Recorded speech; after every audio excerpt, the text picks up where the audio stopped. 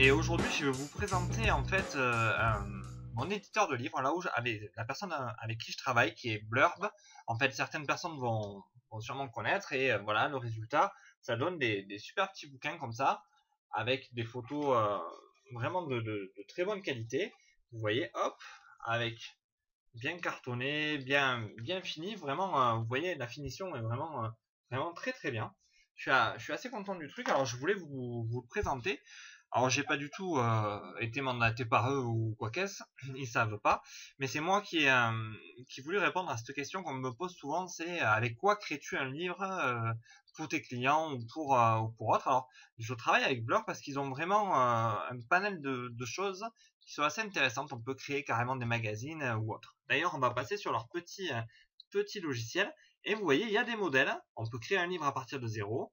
Il y a des modèles, vous voyez, donc des modèles pour des livres de famille, des livres de bébé, de voyage, des portfolios, des livres de cuisine, et même des magazines. Vous voyez, hop, ça peut être très pratique. Je voudrais d'ailleurs peut-être en faire un pour des setups lumière, donc je trouve ça très intéressant, même pour les gens qui travaillent d'habitude avec d'autres boîtes et qui là voudraient changer, parce que vraiment leur finition est très respectueuse de nos photos. Donc, pour commencer, on fait créer un livre. Et on va choisir par exemple le format 21-26, celui que je vous ai présenté. Vous faites suivant, vous faites nouveau livre, et là vous rentrez, je vais mettre test YouTube pour le coup. Voilà, enregistré. Et vous vous trouvez sur cette interface. Donc, à partir de là, ce qu'il faut, c'est aller chercher vos photos. Donc là, vous allez ajouter les photos. Vous voyez, vous allez cliquer sur photos, ajouter les photos, et vous ajoutez par exemple les photos que vous souhaitez. Allez, on va travailler sur 3 photos. Ouvrir. Et là, hop, vous allez voir, vous avez les 3 photos qui vont apparaître.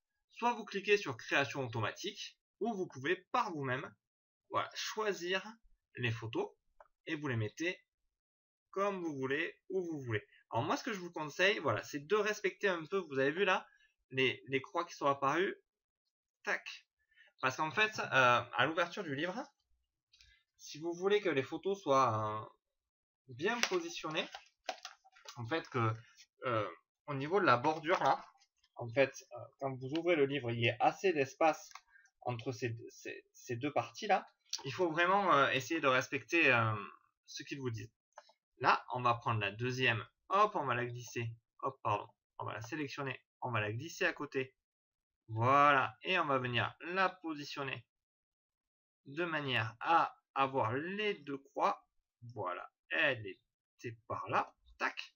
Et vous avez positionné vos photos de manière intelligente. Alors, si vous avez un peu d'espace, n'hésitez pas à les écarter un peu par là. Ça vous coûtera pas un peu plus vers les bords extérieurs. En fait, ça vous permet d'avoir vraiment l'image plein cadre, et c'est assez sympa. Vous pouvez à loisir, voilà, si par exemple cette photo, on veut la mettre sur cette page-là, voilà, allez, hop, vite fait pour la placer. On s'aperçoit que dans le livre, on l'a pas mis au bon endroit, on peut prendre directement la page, et voilà, hop, vous voyez, ça vous l'a descendu à l'espace où vous voulez. Donc ça permet quand même pas mal de choses. Une petite case se coche à chaque fois que vous avez mis la photo. Donc je trouve ça plutôt sympa. Il y a des formes de mise en page.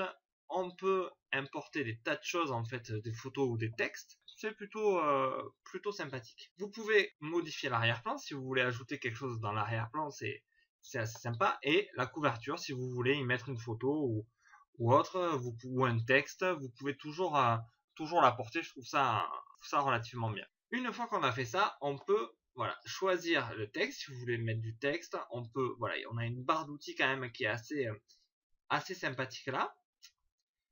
On peut choisir le type de papier, donc papier standard couleur, papier noir et blanc, papier éco. Voilà, c'est parce que là on a choisi le livre simple en fait. Donc il vous reste plus qu'à charger le livre sur le site.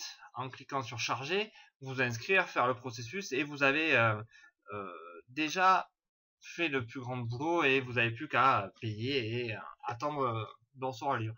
J'avoue que les délais de livraison étaient un peu longs, mais bon, je me dis peut-être que c'était l'été ce coup-ci, mais bon, voilà, je trouve que les délais avaient été un peu longs, mais bon, c'est pas grave. Voilà. Sinon, en type de rendu, c'est vraiment la qualité est top pour un papier standard et basique, donc vous serez vraiment pas déçu. Voilà, c'était une petite présentation rapide pour vous dire, voilà, testez Blurb. C'est pas forcément des plus connus, hein. Beaucoup connaissent PhotoWeb, tout ça pour faire des livres, mais c'est vrai que chez eux, leur petit logiciel est pratique et l'outil assez rapide.